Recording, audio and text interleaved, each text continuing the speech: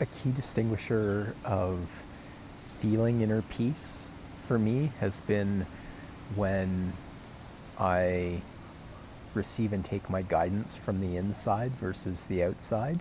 So, at various times I've, referred to it as my inner voice or intuition, inner knowing.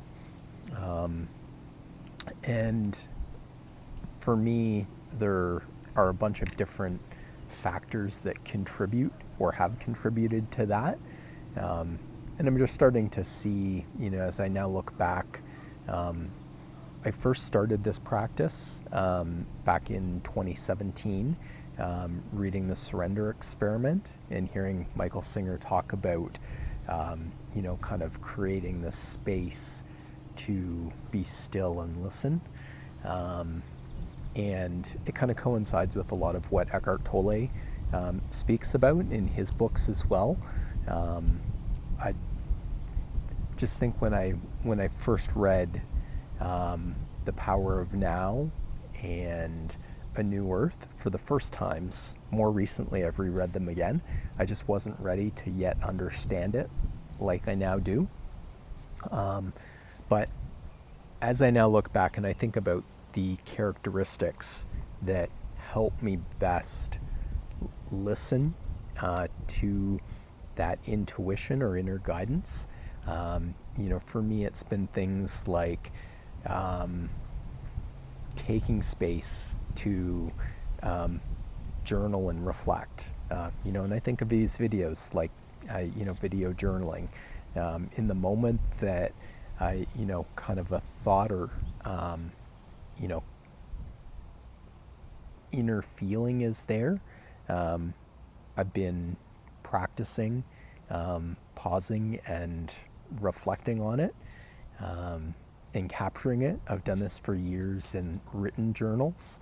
What I like about this is it actually captures some of the emotion and expression that sometimes gets lost in writing.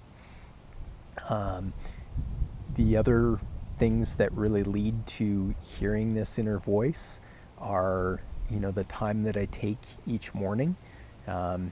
Typically anywhere between an hour and 2 hours to just sit and really be still before I get into reading emails or I've largely cut out a lot of news and things like that.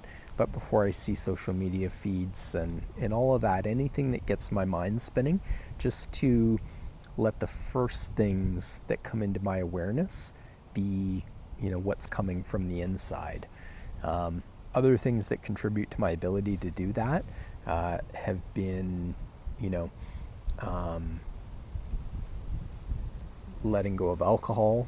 I don't even relate to, kind of what my experience of what my inner voice sounded like before I cut out alcohol. It's been coming through so much clearly since then.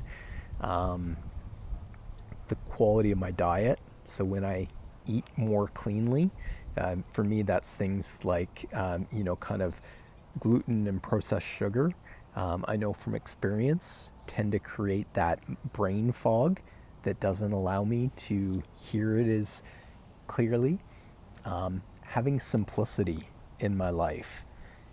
When I have my life scheduled back to back to back to back, or even I have commitments stacked on top of each other that constantly have me thinking about what's coming up next, in those spaces, I have a much more difficult time listening to what's trying to come through me.